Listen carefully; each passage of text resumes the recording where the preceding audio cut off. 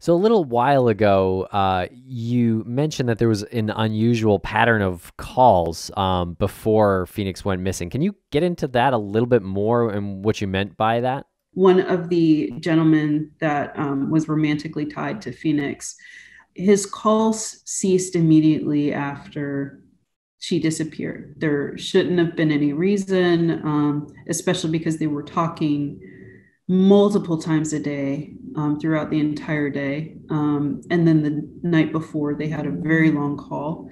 Now, this person was cleared of any suspicion, so we can't, we obviously can't say that he's involved for any malicious reasons.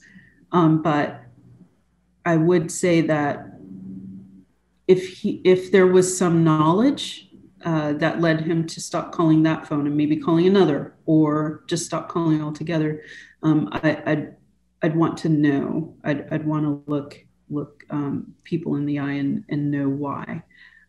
That's the case. Oxygen Network referred to him as Michael B. And that's as far as I think we'll go. Do you think there is evidence, or have you found evidence to suggest that Phoenix wasn't planning on coming back? I mean, other than the obvious that she didn't come back, or she is still missing?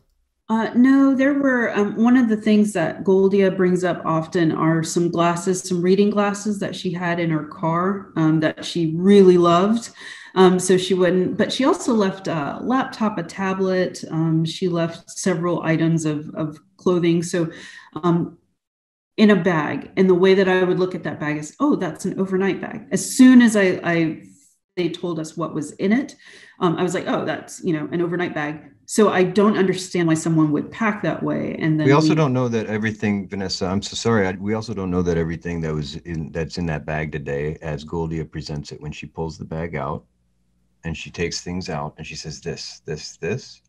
I'll have to clarify with her. I feel like those items were scattered in the car. That bag was there, but I don't believe that bag was filled with things that you might expect for an overnight type trip.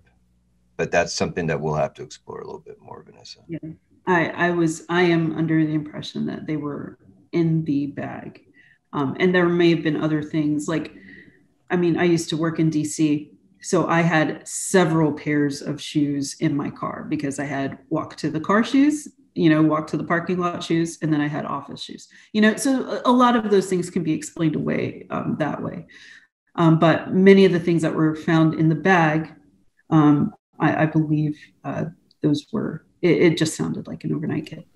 And I want to go back real quick to the phone calls that you said happened. Were they all? You said that there was a number of phone calls that occurred leading up to the disappearance, and then that stopped. Were all of these calls from the same number, or was it a flurry of phone calls from different numbers? Oh no, I was just talking about that one number, that one in particular. Now there are there were other phone calls. Most of the calls were between Goldia and either Lawrence or excuse me, Phoenix, and either Goldia or Lawrence. And then we had a few kind of, random family friends, many of them that we can explain away.